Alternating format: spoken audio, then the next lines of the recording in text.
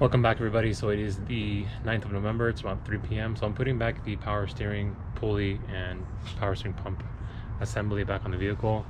So as I was mentioning last time, I was having a difficult time putting it in. So I figured the only way to do it was this way. So basically, make sure you have the nut off on the pulley that attaches to the bracket. For my instance, I don't know if this is all of them. I don't know how many of these they actually sell or people buy, but it fitted a little bit too tightly.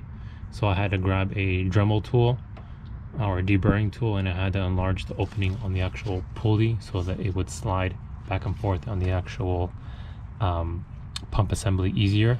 So make sure this is off, shove it in there, and then you're gonna have to push this all the way here till it touches the frame rail, and then you can get enough room to get this in. The only thing is you won't be able to torque this to spec.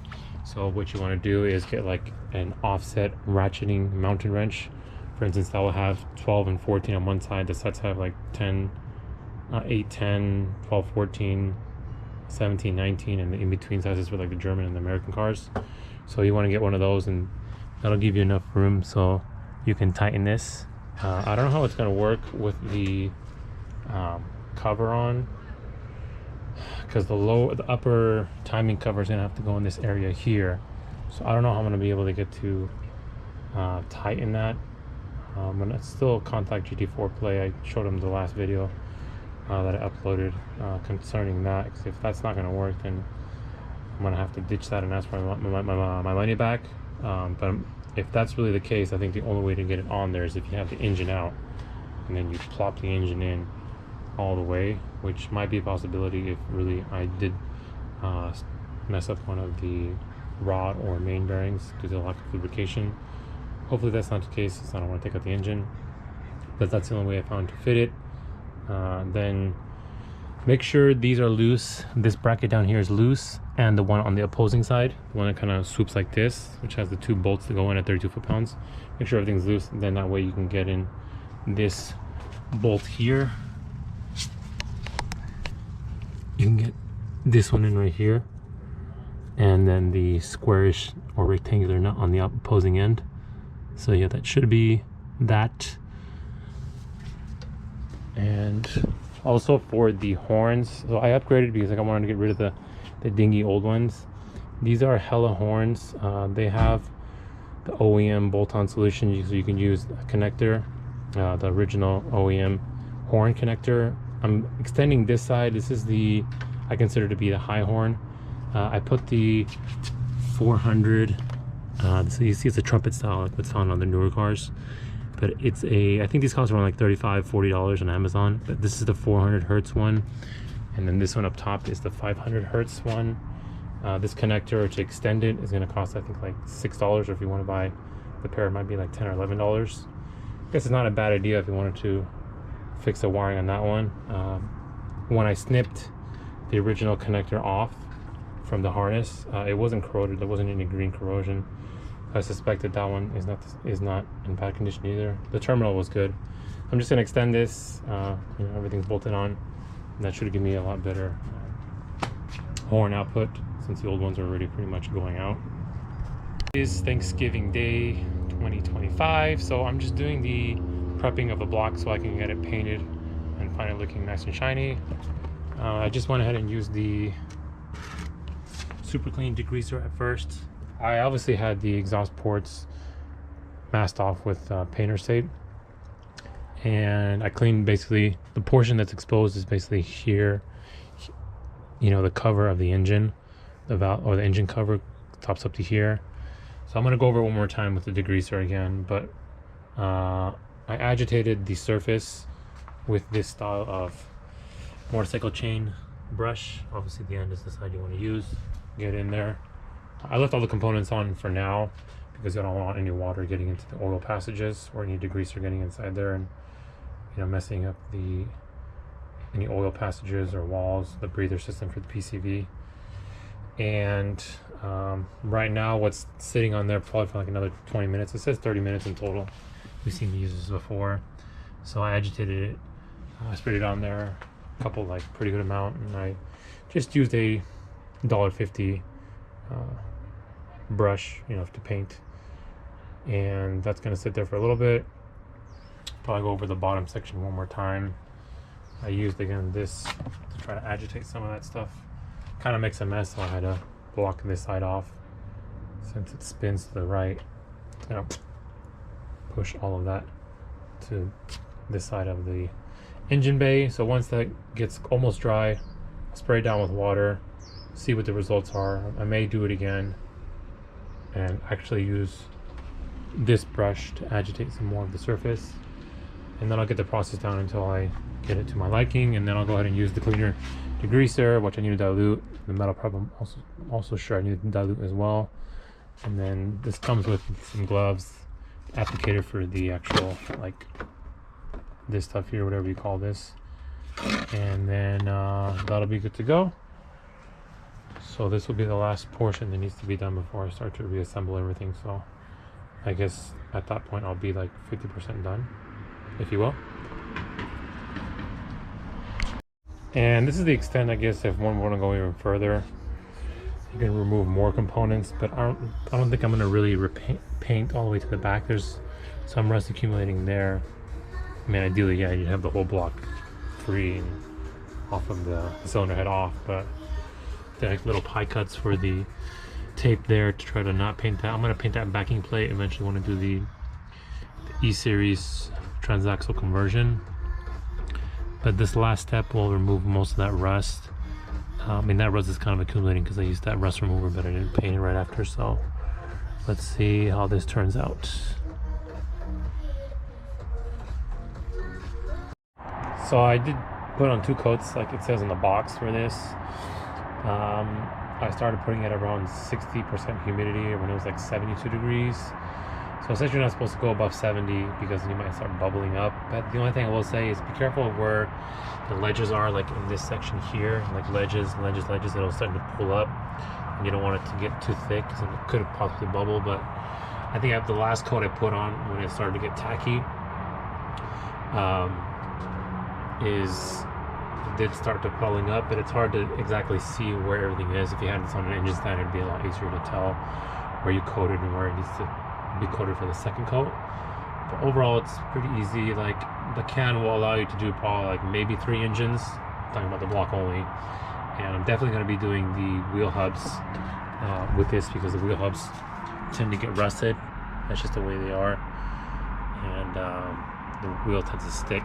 So I'm going to do those in the future. I'll show you guys the finished product after that's done, but for now I'm happy with it. I'll let it dry definitely for more than 2 days considering it's not the summertime. So that'll be all for this segment. So today is the 28th of January. It's already nighttime, but I just got off of work and just doing a quick update of what I've been doing. So this is kind of a pain in the butt to remove the brake booster.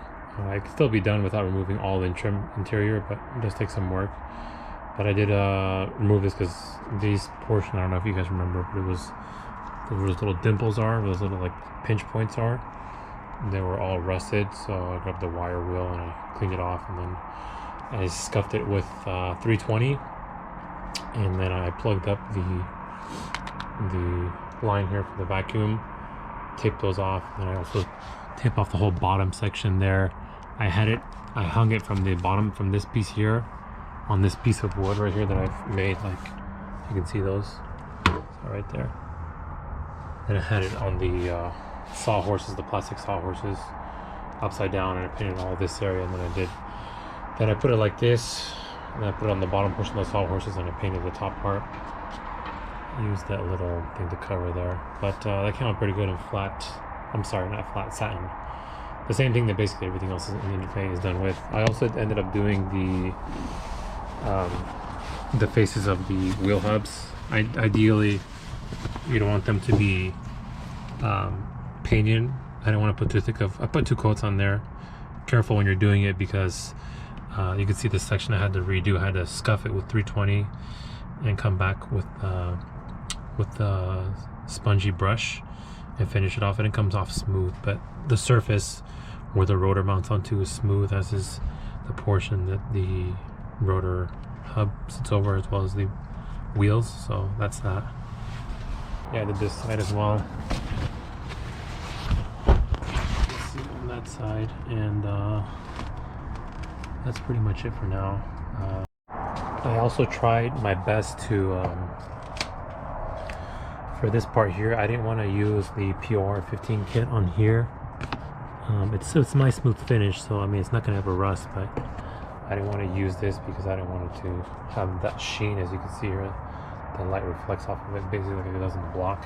That's fine because that's kind of like the centerpiece of everything. So I wanted, in my mind, to have everything focused on the engine bay. I'm sorry, on the actual engine itself, since I'm not doing any wire tucking. But this is the only way I can do this because I tried to break free this line right here. Not sure if you can see it. Let me get a close up of it. But this line right here, you can see like that blue. I tried to melt a crayon into it. The problem is I didn't want to torch it with like an actual torch, like a handheld propane torch. I tried a little small one, but if you get this too hot, you might damage the ECU portion of the ABS actuator. So even though I was able to melt the crayon into there, within like 2-3 seconds, it would start to solidify because it wasn't hot enough. So I was able to break all these lines off. As you can see, I started to round this one out. I tried WD-40, then I tried a stronger like penetrating oil, and then I tried the crayon as a last resort. But since I couldn't get it off, I just kind of lifted it up and made sure I didn't have any like blotches like happened on the wheel hub. If you let it sag to the bottom, you'll get like big droplets. So I made sure everything was smooth around there, and it's not a perfect finish, but I think it's way better than it was before, that faded color. Also here I have the battery in its place, like where it will be. Under that little foam piece right there, it's Eva foam. I guess they use it for cosplay. I don't know the correct terminology for it, but it's the 4mm foam there. So that will keep it from scuffing or moving around, even though the original is a plastic tray. I think it's a lot better. It'll absorb any of the slight vibrations just that much more. And then I went to have these brake lines made. The ones in the engine bay, obviously I'm missing that one there. I need to plug it up so it doesn't dry out. I almost forgot. But the ones that go in the corners here, let me show you, like see where that hole is right there, and that hole on that side. I was able to find grommets for it. The guy on eBay sells them. Those are for 22mm holes. This is not it. This is for here. But let's see if I can find it somewhere around here. Anyway, these are the brake lines. I went to a shop. They charged me $140. These are really expensive to make, considering how much cheap the OEM ones were when they were available. I thought a long time ago to buy them because when I was reassembling the car after I got it from the body shop, like back in 2019, I couldn't find the grommets anywhere. But now the guy sells them on eBay. But I should have bought the whole line in hindsight, because this is the condition of this one, and the condition of this end, you can see it's just all messed up and whatnot. So these, I don't know why they put 10mm, but these are actually 11mm fitting, which is not a big deal. The one thing that I'm kind of like concerned about, but not too concerned about, is you can see the difference in diameter. You can kind of get a glimpse of that there. Hopefully these don't leak, but they shouldn't at all, because they're not as perfectly made as like the OEM one is. But this lines, though the outer diameter is the same, the inner diameter is slightly smaller. So in essence, this would make it so that you're putting more of your leg, or your brake pedal force would be increased. So hopefully that's not a problem, but we'll see down the line. And then the actual grommets, see if I can find them real quick. Over here. So these are the grommets here. You can see that they are the same. These are the ones that came off the car, all super brittle. But these are the ones that they sell. I think I paid $32 off of eBay for these ones. There's two of them, one in Thailand, and then obviously this is from the US. So I don't know if he has any other products on his site. I gotta email him. I mean, from his eBay page. I gotta look it over. It's kind of cool there. And then that's pretty much gonna be all for now. So once I paint these gray, and then I'll heat these pieces up here, so I can fit over that. I need to somehow figure out how to replicate this. He said it was heat shrink, but there's no way heat shrink is fitting over these things without busting. So I may have to use the silicone style tape that I'm using for the power steering tubing to wrap these portions here, or maybe like flex seal stuff that you've seen where like they slap, like there's a huge hole in the actual pool and the guy slaps like that flex tape on there. I know they make a spray paint version, or the stuff they use for plasti dip as well. And like when you're doing your tools, they'll also have like, you can dip the ends of your like pliers and you can get like a grippy like forming fitting on there. So like I said, I think this is charcoal gray. It's hard to tell because it's like, you know, it's faded. Obviously they're super old, so I don't know what kind of coating this is. I mean, I could leave them like that, but it's not going to match the other lines that are in the base. So I'll try to match them, the color, with the best that I can, and go from there. So once these are painted, I'll be able to start the reassembly process. I'll be able to go ahead and put those lines in, put that line in, put the booster back in, and then basically everything will start piecing back together. So I'm almost nearly at the 50% mark as far as reassembly goes. So today is the 31st of January 2026. So this is all done. This is a lot smoother in texture, and I did less coats. I think I did only 3 coats on this one. This one's like close to like 4.5, 5 coats, if you will. Smoother on the backside here than it is on top of here, but overall there's no like rough spots or anything. It's more like a textured finish. So I guess ideally, if you wanted to be like as close to OEM as possible, you do the 320 like I did, and then after you clean it off, then you hit it with a 420 and then clean it off, and then just paint that. No primer is needed. The lines came out pretty good. I'd say that's pretty close to the OEM as could be. Obviously this is faded with, you know, over 25 years of application, so that's pretty close in color. And then I was gonna plastic dip this part to match it on the line. Someone told me to prevent it from, if that's cargo does get in an accident, it doesn't like split open and shrapnel pieces fly everywhere in the engine bay. So that's gonna be all. I'm really hoping that by the end of the next video, I'll have everything pretty much put back together. I mean, by that I mean the car started up, not necessarily moving, but that's the plan. So thanks for joining me, and I'll be seeing you guys in the next video. Take care.